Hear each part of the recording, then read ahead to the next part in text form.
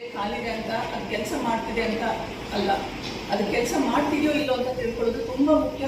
ತಾಯಿ ತಂದೆ ಪೋಷಕರಿಗೆ ನಾವು ಡಾಕ್ಟರ್ ಆಗಿ ನೋಡ್ತೀವಿ, ಕಿವಿ ಇದೆ ಎಲ್ಲ ಇದೆ ಹೇಳ್ತೀವಿ, ಬಟ್ ನಾವು ಕೇಳಿಸ್ಕೋತಿದೆಯೋ ಇಲ್ಲೋ ಅನ್ನೋದು ಅದು ಮ್ಯಾಂಡೇಟ್ರಿ ನಮಗೆ. ಸೊ ಅದನ್ನು OE ಅನ್ನೋ ಸಿಂಪಲ್ ಪರೀಕ್ಷೆ 10 ನಿಮಿಷದಲ್ಲಿ ನಮ್ಗೆ ಗೊತ್ತಾಗುತ್ತೆ ಮಗು ಕೇಳಿಸ್ಕೊತಿದೆ ಅಂತ ಹೇಳಿ. ಸೊ ಅಷ್ಟು ಮಾಡಿದ್ರೆ ನಮಗೆ ಯೋಚನೆ ಇರಲ್ಲ. ಮಗು ಮಾತು ಲೇಟ್ ಆಗ್ತಾ ಇದೆ ಅಂದ್ರೆ ಅವಾಗ ಬೇರೆ ಇಂಟರ್ವೆನ್ಷನ್ ಏನು ಮಾಡ್ಬೋದು. ಅದನ್ನ ರೀಕನ್ಫರ್ಮೇಷನ್ ಬೆರ ಅಂತ ಟೆಸ್ಟ್ ಇದೆ, ಅದನ್ನು 3 ಮಂತ್ಸ್ ಒಳಗಡೆ ಮಾಡಿ ನಾವು ಇಂಟರ್ವೆನ್ಷನ್ 3 ತಿಂಗಳಲ್ಲೇ ಶುರು ಮಾಡಬೇಕು. ಸೊ WHO ಅದೇ ಹೇಳುತ್ತೆ, ಸ್ಲೋಗನ್ ಇರೋದು ಕಮ್ಯುನಿಟಿ ಟು ಕ್ಲಾಸ್ ರೂಮ್. ಯಾವ ಮಕ್ಕಳು ಕ್ಲಾಸ್ ರೂಮಿಂದ ಹೊರಗೆ ಬೇಡ, ಆದಷ್ಟು ಇವಾಗೆಲ್ಲ ಒಳ್ಳೆ ಎಜುಕೇಷನ್ ಮೇನ್ ಸ್ಟ್ರೀಮ್ ತರೋಣ ಅಂತ ಹೇಳಿ. ಸೊ ಅದು ಯಾವಾಗ ಸಾಧ್ಯ ಅಂದರೆ ನಾವು 90%ಗಿಂತ ಜಾಸ್ತಿ ಲಾಸ್ ಇದ್ದರೆ 1 ವರ್ಷದ ಒಳಗೆ ನೀವು ಆಪರೇಷನ್ ಮಾಡಿದ್ರೆ ಮಗು ಕೇಳಿಸ್ಕೊಂಡ್ರೆ ಕಾಕ್ಲಿಯರ್ ಇಂಪ್ಲಾಂಟೇಷನ್ ಇಂದ ಅದು ಸಾಧ್ಯ ಆಗುತ್ತೆ.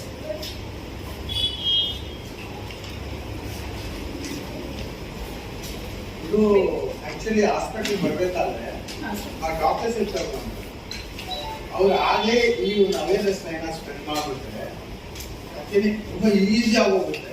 ಹೆಂಗಿದ್ರು ಹಾಸ್ಪಿಟ್ಲಿಗೆ ಬರಬೇಕು ಬೆಳಿಗ್ಗೆ ಅಲ್ವಾ, ಅಲ್ಲೇ ಬಂದ್ಬಿಟ್ಟು ಈ ಒಂದು ನಾಲೆಜ್ ಕೊಟ್ಬಿಟ್ರೆ ಹೆಂಗಿಲ್ಲ ಈ ಇಂಜೆಕ್ಷನ್ ಬರಬೇಕು, 15 ದಿವಸಕ್ಕೆ ಬರಬೇಕು, 35 ದಿವಸಕ್ಕೆ ಬರಬೇಕು ಅಂತ ಇದಕ್ಕೂ ಬನ್ನಿ ಅಂತ ಒಂದು ಚೆಕ್ ಮಾಡಿಬಿಟ್ರೆ. ಅದಕ್ಕೆ ನಾವೀಗ ಡಾಕ್ಟರ್ಸ್ಗೆ ಅವೇರ್ನೆಸ್ ಮಾಡ್ತಿಲ್ಲ, ನಾವು ಪಬ್ಲಿಕ್ಗೆ ಅವೇರ್ನೆಸ್ ಮಾಡ್ತಾ ಇದೀವಿ. ಯಾಕಂದ್ರೆ ತೊಂದರೆ ಆಗೋದು ಮಕ್ಕಳಿಗೆ ಅಂದ್ರೆ ತಾಯಿ ತಂದೆಗೆ ಕಷ್ಟ. ಸೊ ತಾಯಿ ತಂದೆ ತಿಳ್ಕೊಂಡು ಅವ್ರು ಬಂದು ಕೇಳಬೇಕು, ನನ್ನ ಮಗು ನೀವು ಕೇರಿಂಗ್ ಟೆಸ್ಟ್ ಮಾಡಿಲ್ಲ ಪ್ಲೀಸ್ ಮಾಡಿ ಅಂತ ನಾವಾಗ ನಾವು ಮುಂದೆ ಬಂದು ಕೇಳಬೇಕು. ಯಾಕಂದ್ರೆ ಅದು ಎಲ್ಲ ಟ್ರೈ ಮಾಡಿದ್ವಿ, ಪೀಡಿಯಾಟ್ರಿಕ್ ಕಾನ್ಫರೆನ್ಸ್ ಆ ಥರ ಎಲ್ಲ ಮಾಡಿದ್ದೀವಿ. ಪ್ಲಸ್ ಆಸ್ ಅ ಪೇರೆಂಟ್ ನನ್ನ ಜವಾಬ್ದಾರಿ, ನನ್ನ ಮಗು ಕಿವಿ ಕೇಳಿಸ್ತಿದೆಯೇ ಇಲ್ಲ ಅಂತ.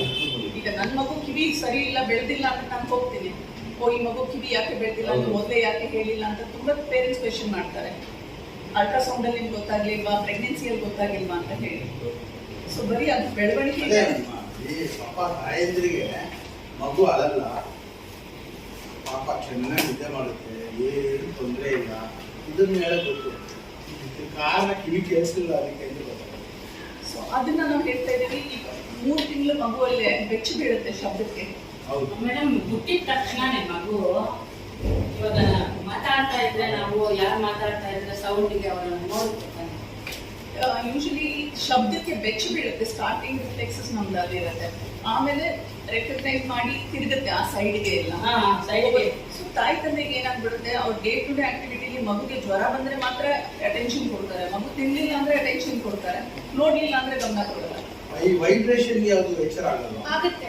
ಅದೇ ಪಾಯಿಂಟ್ ಅವ್ರು ಹೇಳಿದೀಗ, ಮಗುನ ಮುಂದೆಯಿಂದ ಮಾತಾಡಿಸ್ತಾರೆ ಎಲ್ಲರೂ, ಅಂತ ಹೇಳಿದ ತಕ್ಷಣ ಮಗು ನಗುತ್ತೆ, ಅವಾಗೆಲ್ಲ ಚೆನ್ನಾಗಿದೆ ಅಂತ ಹೇಳ್ತಾರೆ ಆಯ್ತಾ. ಮತ್ತೆ ಮಗು ಮಲಗಿರುವಾಗ ಬೆಡ್ ಮೇಲೆ ತಟ್ಟಿದ್ರು ಮಗು ಎದ್ಬಿಡುತ್ತೆ, ಅದು ವೈಬ್ರೇಷನ್ ಅಷ್ಟೇ. ಆದ್ರೆ ಮಗುಗೆ ಇವಾಗ ಫಾರ್ ಎಕ್ಸಾಂಪಲ್ ಮಗು ಮಲ್ಕೊಂಡಿದೆ, ಜೋರಾಗಿ ಕುಕ್ಕರ್ ವಿಸಿಲ್ ಬಂತು, ಮಿಕ್ಸಿ ಸೌಂಡ್ ಮಗು ಎದ್ಕೊಳ್ತಾ ಇಲ್ಲ ಅಂದ್ರೆ ಏನೋ ಪ್ರಾಬ್ಲಮ್ ಇದೆ ಅಂತ ಅರ್ಥ. ಬಟ್ ಅವ್ರೇನ್ ಅನ್ಕೋತಾರೆ, ಮಗು ಚೆನ್ನಾಗಿ ನಿದ್ದೆ ಮಾಡ್ತಾ ಇದೆ ಇದು ನನಗೆ ಗಮನಿಸಿದಂಗೆ ಮಗು ಹುಟ್ಟಿದಾಗ ಅಳಲಿಲ್ಲ, ಅದಕ್ಕೆ ಟಿವಿ ಈ ತರ ಮೇಡಮ್ ಹೇಳ್ತಾರೆ. ಹೌದು, ಬಟ್ ನಾನು ನೋಡಿದ್ದೀನಿ ಬಹಳ ಮಕ್ಕಳಿಗೆ ಈ ಮೈಂಡ್ ಮೆಚೂರ್ ಆಗದೆ ಆಟಿಸಮ್ ಇರೋರಿಗೆ ಒಂಥರ ಮೂಗು ಲಿಪ್ಸ್ ಒಂಥರ ಆಗಿರುತ್ತೆ. ಅದು ಅದು ಜೆನೆಟಿಕ್ ಅಂತ ನಾವು ಹೇಳ್ತೀವಿ. ಅಲ್ಲೇ ಅಟ್ಯಾಚಿದ ಮೇಲೆ ಏನಾದ್ರು ಮಾಡಕ್ಕಾಗುತ್ತಾ ಅಂತ ಕೇಳ್ತಾರೆ. ಅದು ಜೆನೆಟಿಕ್ ಸಿಂಡ್ರೋಮ್ಸ್ ಇರುತ್ತೆ, ಅಲ್ಲಿ ನಮ್ಗೆ ಏನಾಗುತ್ತೆ, ಸಂಬಂಧದಲ್ಲಿ ಮದುವೆ ಮಾಡಿ ಮಗು ಆದಾಗ ಚಾನ್ಸಸ್ ಜಾಸ್ತಿ ಇರುತ್ತೆ ಆ ತರ. ಮೇಡಮ್ ಇದು ಏನ್ ಮೇಡಮ್ ರೀಸನ್? ಇವಾಗ ನೀವೇನಂದ್ರೆ ಸೇಮ್ ಬ್ಲಡ್ ಇದ್ದಾಗ, ಬ್ಲಡ್ ರಿಲೇಟೆಡ್ ಇದ್ದಾಗ ಇದಾಗುತ್ತೆ ಅಂತೀರಾ, ಇದಕ್ಕೆ ಏನ್ ಪರ್ಟಿಕ್ಯುಲರ್ ರೀಸನ್? ಇವಾಗ ನೀವು ಅವೇರ್ನೆಸ್ ಕೊಡ್ತಾ ಇದ್ದೀರಾ, ಸೇಮ್ ಕ್ವಶನ್ ಇದೆ. ಬಟ್ ಹಿಂದಿನ ಕಾಲದಲ್ಲಿ ಅದು ಅದೇ ಒಂದು ಪದ್ಧತಿ, ಇಲ್ಲಾಂದ್ರೆ ಅವ್ರು ಮದ್ವೆನೇ ಆಗ್ತಾ ಇರ್ಲಿಲ್ಲ. ಅದ್ರಲ್ಲಿ ಅಕ್ಕನ ಮಗಳು ಒಂದು ಅತ್ತೆ ಮಗಳು ಇದೇ ಕಂಟಿನ್ಯೂ ಆಗಿತ್ತು. ಒಂದು ಫ್ಯಾಮಿಲಿ ಒಬ್ಬ ಅಂಗವಿಕಲ ಇರ್ತಾ ಇದ್ರು, ಅವಾಗಿತ್ತು, ಅವೇರ್ನೆಸ್ ಇರ್ಲಿಲ್ಲ. ಅದು ದೇವರು ಕೊಟ್ಟಿದ್ದು ವರ ಅನ್ಕೊಂಡು ಇವಿಷ್ಟು ಕಂಟಿನ್ಯೂ. ಏನೇ ಕಾಯಿಲೆ ಬಂದು 30 ವರ್ಷದಲ್ಲಿ ಹೋಗೋರು, ಹಾರ್ಟ್ ಸಂಬಂಧ ಅದೆಲ್ಲ, ಬಟ್ ನಾವು ಅದು ಐಡೆಂಟಿಫೈ ಮಾಡ್ತೀವಿ.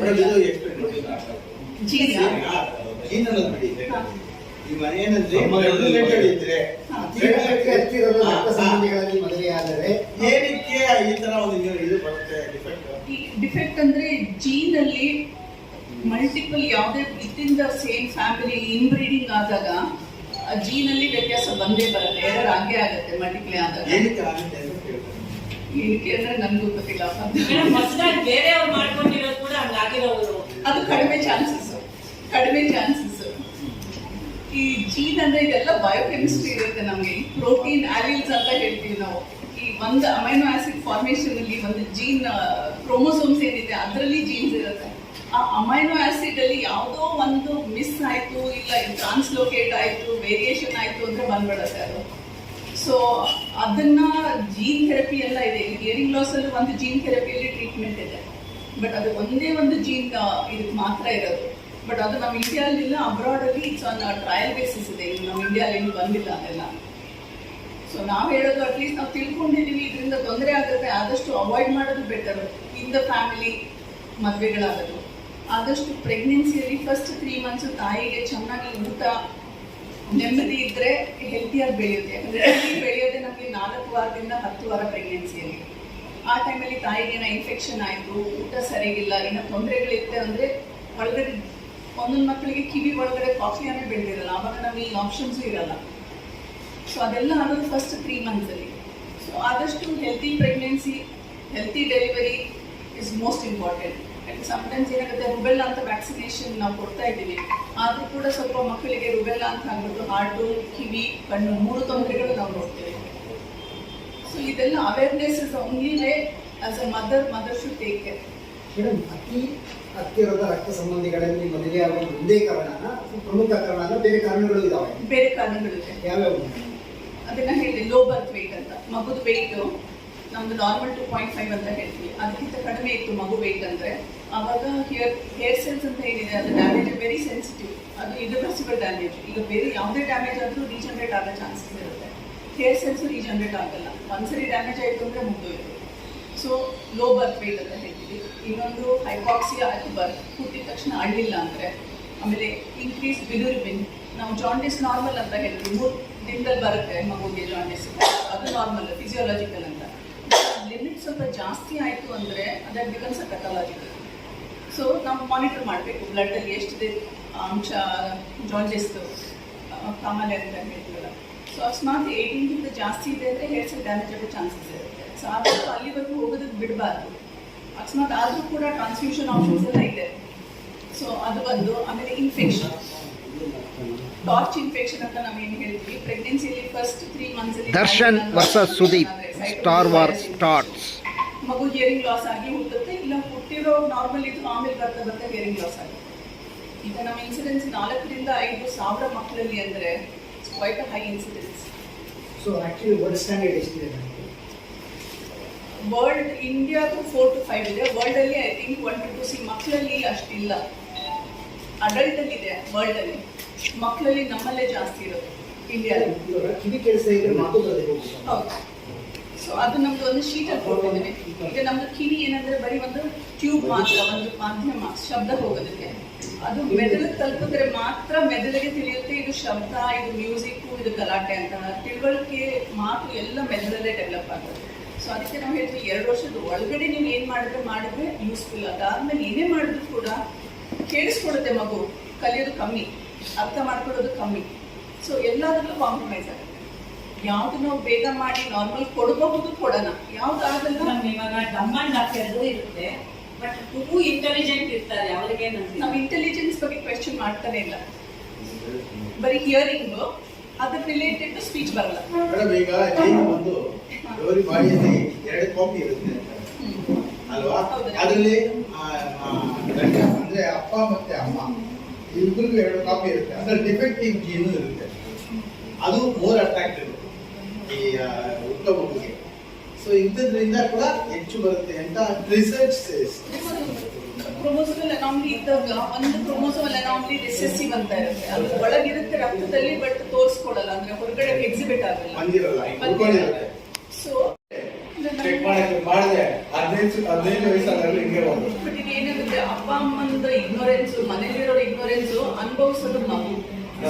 ಕೌನ್ಸಿಲಿಂಗ್ ಇಲ್ಲ ಮೇಡಮ್, ಈ ಹೆರಿಗೆ ಬರ್ತಾರಲ್ಲ ಕೂರಿಸ್ಬಿಟ್ಟು ನೋಡಮ್ಮ ಇದೆಲ್ಲ ಇದೆ, ಮೊದಲನೇ ಹೆರಿಗೆ ಇದೆಲ್ಲ ಇದೆ, ಇದೆಲ್ಲ ಆಗ್ಬೋದು, ಎಲ್ಲವನ್ನು ತಿಳಿಸೋದಕ್ಕೆ 10 ನಿಮಿಷ ಸಾಕು. ಯಾವ ಆದಾಗಲೇ ಯಾರು ಹೆರಿಗೆ ಟೈಮ್ ಮತ್ತೆ ಇದು ನೀವು ಏನು ಅವೇರ್ನೆಸ್ ಮಾಡ್ತಾ ಇದ್ದೀರಾ? ಆರ್ಟಿಕಲ್ ಅಲ್ಲಿ ಇವೆಲ್ಲ ತಗೊಂಡಿದ್ರೆ ಬರ್ಕೊಡ್ತೀವಿ ನಾವು. ಯಾಕಂದ್ರೆ ಪೇಷಂಟ್ ಅವ್ರವ್ರು ತಿಳ್ಕೊಂಡು ಒಂದು ಫಾರ್ಮ್ ಕೊಡ್ತೀರಾ ಮೇಡಮ್? ಹಿಂದ್ಗಡೆ ಎಲ್ಲ ಇರುತ್ತೆ, ಅದನ್ನ ಓದೋರು ಯಾರು? ಓದಕ್ಕೆ ಆಗದೆ ಇರೋ ತರ ಒಂದು ಸಣ್ಣದು ಬರುತ್ತೆ, ಅಲ್ಲಿ ಆಲ್ರೆಡಿ ಐಡೆಂಟಿಫೈಡ್ ಪೀಪಲ್ ಮತ್ತೆ ಲ್ಯಾಂಗ್ವೇಜ್ ಗೊತ್ತಿರುತ್ತೆ, ಅದೊಂದು ಮಾರ್ಕ್ಸ್ ಅದಲ್ಲ. ನಾವು ನೀವು ಮುಂದೆ ಬಂದ್ರೆ ಮಾಡ್ಬೇಕು. ಈಗ ಶ್ರವಣ ದೋಷ ಮುಕ್ತ ಕರ್ನಾಟಕ ಅಂತ 2016ರಲ್ಲಿ ಖಾದರ್ ಸರ್ ಮುಂದೆ ಬಂದ್ರು. ಸೊ ಅದಕ್ಕೆ ನಾವು ಮಂಗಳೂರಲ್ಲಿ ಕ್ಯಾಂಪ್ ಮಾಡಿ ಆ ಮಕ್ಕಳಿಗೆ ಸರ್ಜರಿ ಫ್ರೀ ಆಗಿ ಮಾಡಿ ಸೆಂಟ್ರಲ್ ಗವರ್ಮೆಂಟ್ ಇಂದ ಆ ಮಕ್ಕಳಿಗೆ 1 ವರ್ಷ ತರಬೇತಿ ಕೊಟ್ಟು ನಮ್ಮ ಸೆಂಟರ್ ಇಂದ ಅದ್ರದ್ದು ಔಟ್ಕಮ್ ತೋರಿಸಿದ ಮೇಲೆ ಕರ್ನಾಟಕ ಇಂದ RBSK ಇಂದ ಇಂಟ್ರೊಡ್ಯೂಸ್ ಆಯ್ತು. ಸೊ ಈಗ ನಮ್ಗೆ ಗವರ್ಮೆಂಟ್ ಫ್ರೀ ಆಗಿ ಕಾಕ್ಲಿಯರ್ ಇಂಪ್ಲಾಂಟ್ ಕೊಡುತ್ತೆ, ಸರ್ಜರಿ ಕೊಡುತ್ತೆ, ಪ್ಲಸ್ ಥೆರಪಿ ಕೊಡುತ್ತೆ. ಸೊ ಎಲ್ಲ ಅಪ್ ಟು 2 ಇಯರ್ಸ್. ಯಾಕಂದ್ರೆ ಮುಖ್ಯ ಇರೋದು ಆ ಟೈಮಲ್ಲಿ ನಾನೇನಾದ್ರು 5 ವರ್ಷವರೆಗೂ ಕೊಡ್ತೀನಿ ಅಂದ್ರೆ 4ನೇ ವರ್ಷಕ್ಕೆ ಬರ್ತಾರೆ ತಾಯಿ ತಂದೆ, ಮಗು ದೊಡ್ಡದಾಗಿ ಆಮೇಲೆ ಮಾಡೋಣ ಸರ್ಜರಿ ಅಂತ. ಸೊ ಅಷ್ಟರಲ್ಲಿ ನಮ್ಗೆ ಇಂಪಾರ್ಟೆಂಟ್ ಇರೋದು ಕಲಿಯೋದು ಮಕ್ಕಳಿಗೆ, ಅದನ್ನ ಕಳ್ಕೊಂಡ್ಬಿಡ್ತೀವಿ. ಸೊ 2 ವರ್ಷ is an ideal international standard ಇದೆ. ಸೊ ಆದಷ್ಟು ಈ ಅನುಕೂಲ ಎವ್ರಿಬಡಿ ಶುಡ್ ಟೇಕ್. ಇಲ್ಲಾಂದ್ರೆ ಬೆಲೆ ಜಾಸ್ತಿ ಅದಕ್ಕೆ ನಾವು ಆಪರೇಷನ್ ಆಗ್ಲಿಲ್ಲ ಅಂತಾರೆ.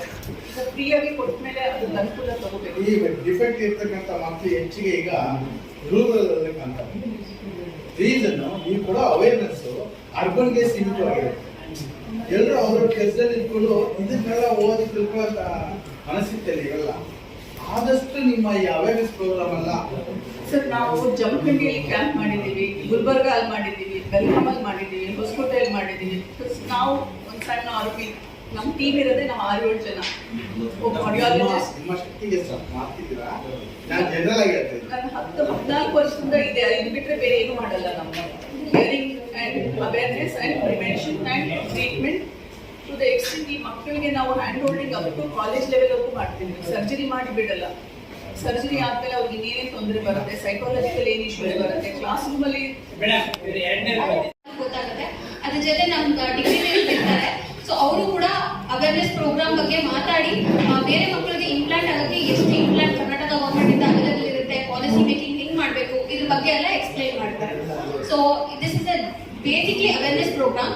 ಸೊ ವರ್ಲ್ಡ್ ಹಿಯರಿಂಗ್ ಡೇ ಅಂತ ಒಂದು ನಡೆಯುತ್ತೆ March 3rd, ಮತ್ತೆ ಕಾಕ್ಲಿಯರ್ ಇಂಪ್ಲಾಂಟ್ ಡೇ ಸೆಲೆಬ್ರೇಷನ್ ಅಂತ February 25th ನಡೆಯುತ್ತೆ. ಸೊ ಇವೆರಡನ್ನು ಕಂಬೈನ್ ಮಾಡಿ ಇದೊಂದು ಪ್ರೋಗ್ರಾಮ್ ಅವೇರ್ನೆಸ್ ಆಗಿ ಮಾಡ್ತಾ ಇರೋದು. ಸೊ ಅಲ್ಲಿ ಅವತ್ತು ಟೋಟಲಿ ನಾವು 850+ ಮಕ್ಕಳಿಗೆ ಕಾಕ್ಲಿಯರ್ ಇಂಪ್ಲಾಂಟ್ ಸರ್ಜರಿ ಆಗಿದೆ. ಸೊ ಅದರಲ್ಲಿ ಆದಷ್ಟು ಮಕ್ಕಳು ಅವತ್ತು ಅವೈಲೇಬಲ್ ಇರ್ತಾರೆ. ಸೊ ಅವ್ರಿಗೆ ಅದರಿಂದ ಏನ್ ಬೆನಿಫಿಟ್ ಆಗಿದೆ ಅಂತ ಅವತ್ತು ಎಲ್ಲರಿಗೂ ಗೊತ್ತಾಗುತ್ತೆ. ಸೊ ಇದರಿಂದ ಬೇರೆ ಪೇರೆಂಟ್ಸ್ಗೆ ಬೇಗ ಇಂಪ್ಲಾಂಟ್ ಮಾಡಿದ್ರೆ ವೆರಿ ಯಂಗ್ ಚಿಲ್ಡ್ರನ್ಸ್ ಯಾರೇ ಆದ್ರೂ ಸರ್ಜರಿ ಮಾಡ್ಸಕ್ ಕಳಿಸ್ಬೇಕು ಹೆದರ್ತಾರೆ.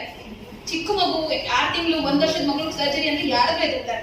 ಬಟ್ ಆ 1-2 ದಿನ ಸರ್ಜರಿ ಮಗು ಹೋಗ್ ಬಂದ್ಮೇಲೆ ಆ ಮಗು ಲೈಫ್ ಫ್ಯೂಚರ್ ಅಲ್ಲಿ ಹೆಂಗಿರುತ್ತೆ ಅಂತ ನೋಡ್ಲಿಕ್ಕೆ ಎಲ್ಲರಿಗೂ ಅವತ್ತು ಸಿಗುತ್ತೆ. ಸೊ ಇದ್ರ ಬಗ್ಗೆ ಹೇಳಲಿಕ್ಕೆ ಇವತ್ತು ನಾವೇನ್ ಸೇರಿದ್ವಿ. ಈ ಪ್ರೋಗ್ರಾಮ್ ನೆಕ್ಸ್ಟ್ ಮಂತ್ ಫಸ್ಟ್ ನಾಳೆ ಹೌದು ಗೊತ್ತಾಗುತ್ತೆ. ಅದ್ರ ಜೊತೆ ನಮ್ಗೆ ಡಿಗ್ರಿ ಇರ್ತಾರೆ. ಸೊ ಅವರು ಕೂಡ ಅವೇರ್ನೆಸ್ ಪ್ರೋಗ್ರಾಮ್ ಬಗ್ಗೆ ಮಾತಾಡಿ ಬೇರೆ ಮಕ್ಕಳಿಗೆ ಇಂಪ್ಲಾಂಟ್ ಆಗೋಕ್ಕೆ ಎಷ್ಟು ಇಂಪ್ಲಾಂಟ್ ಕರ್ನಾಟಕ ಗವರ್ಮೆಂಟ್ ಇಂದ ಅವೈಲೇಬಲ್ ಇರುತ್ತೆ, ಪಾಲಿಸಿ ಮೇಕಿಂಗ್ ಹೆಂಗ್ ಮಾಡಬೇಕು, ಇದ್ರ ಬಗ್ಗೆ ಎಲ್ಲ ಎಕ್ಸ್ಪ್ಲೈನ್ ಮಾಡ್ತಾರೆ. So this is a basically awareness program. So world hearing day ಅಂತ ಒಂದು ನಡೆಯುತ್ತೆ March 3rd, ಮತ್ತೆ ಕಾಕ್ಲಿಯರ್ ಇಂಪ್ಲಾಂಟ್ ಡೇ ಸೆಲೆಬ್ರೇಷನ್ ಅಂತ February 25th ನಡೆಯುತ್ತೆ. ಸೊ ಇವೆರಡನ್ನು ಕಂಬೈನ್ ಮಾಡಿ ಇದೊಂದು ಪ್ರೋಗ್ರಾಮ್ ಅವೇರ್ನೆಸ್ ಆಗಿ ಮಾಡ್ತಾ ಇರೋದು. ಸೊ ಅಲ್ಲಿ ಅವತ್ತು ಟೋಟಲಿ ನಾವು 850+ ಮಕ್ಕಳಿಗೆ ಕಾಕ್ಲಿಯರ್ ಇಂಪ್ಲಾಂಟ್ ಸರ್ಜರಿ ಆಗಿದೆ.